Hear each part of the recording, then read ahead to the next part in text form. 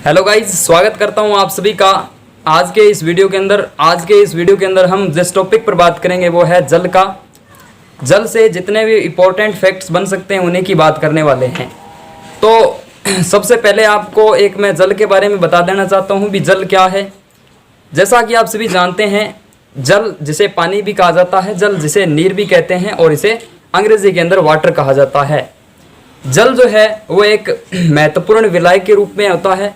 जल जिसे जीवन का अमृत कहा जाता है, जल जो कि महत्वपूर्ण विलाय का कार्य करता है सभी जीवों के लिए। इसके बाद में अगर देखा जाए तो जल जो है वो पृथ्वी की सतह पर बहुतायत मात्रा में मिलने वाला यौगिक मान सकते हो, इसे पदार्थ भी मान सकते हो। अब देखा जाए तो जल का जो सूत्र होता है, अणु सूत्र जो होता है वो होता है H2O। जल एक ऐसा यौगिक है जो कि हमें तीनों अवस्था के अंदर यानी तीन कंडीशन के अंदर मिल सकता है। तीन अवस्था के अंदर मिलता है, ठोस, द्रव और गैस। ठोस हमें बर्फ के रूप में मिलता है और द्रव हमें देख सकते हो जैसा कि आप जानते हैं, और जो गैस जो है वो हमें भाप के रूप में मिलता है। इस प्रकार से जो फैक्ट्स हमें इम्पोर्टेंट जल पर बनते हैं उन्हीं की आज हम बात करने वाले हैं। राजस्थान जीके के अंदर अगर बात की जाए तो वो सबसे पहले अगर आता है तो वो है राजस्थान के दुर्गों में। अगर बात करें राजस्थान का जल दुर्ग कौन सा है, देखो दुर्ग जो है राजस्थान के उनको कई पार्टों के अंदर डिवाइड कर रखा है। राजस्थान के कई दुर्गों को अलग अलग श्रेणियों के अंदर बांट रखा है, जैसे कि वन दुर्ग है, गिरी दुर्ग है, सहाय दुर्ग है, वन दुर्ग है, इसी प्रकार से जल दुर्ग है। तो जल दुर्ग जो है वो है गांगरोन का किला। गांगरोन का किला जो कि झालावाड़ में स्थित है और ये काली सिंध और आहू नदियों के संगम पर स्थित है। काली सिंध और आहू नदियों के संगम पर जल दुर्ग की श्रेणी में रखा जाता है। उसके बाद में है राजस्थान का जल महल किसे कहा जाता है। राजस्थान का जल महल कहा जाता है मानसागर झील को, जो कि जयपुर जिले के अंदर स्थित है। जयपुर राजधानी जयपुर के अंदर स्थित है। उसके बाद में है रेगिस्तान का जल महल किसे कहा जाता है।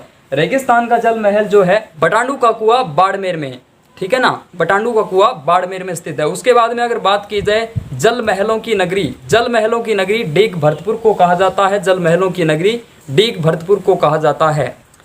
उसके बाद में है जल देवी का मंदिर कहाँ बना हुआ है। जल देवी का जो मंदिर है वो टोडा राय सिंह बावड़ी गांव टोंक जिले के अंदर बना हुआ है। उसके बाद में अगर बात की जाए जल झूलनी एकादशी या देव झूलनी एकादशी कब मनाई जाती है। हिंदी माह के अनुसार अगर देखा जाए तो भाद्रपद शुक्ल एकादशी को मनाई जाती है जल झूलनी या देव झूलनी एकादशी।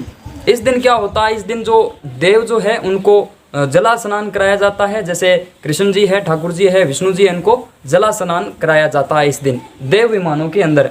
इसके बाद अगर देखा जाए तो जल मैन के नाम से किसे जाना जाता है या वाटर मैन के नाम से किसे जाना जाता है, तो वो है हमारे राजेंद्र सिंह, जिनको जल मैन या वाटर मैन के नाम से जाना जाता है। इसके बाद में है जल का शुद्ध रूप। जल का शुद्ध रूप जो है वो वर्षा का जल है, ठीक है। इसके बाद में आपका आता है विश्व जल दिवस कब मनाया जाता है। विश्व जल दिवस मनाया जाता है 22 मार्च को। विश्व जल दिवस मनाया जाता है 22 मार्च को।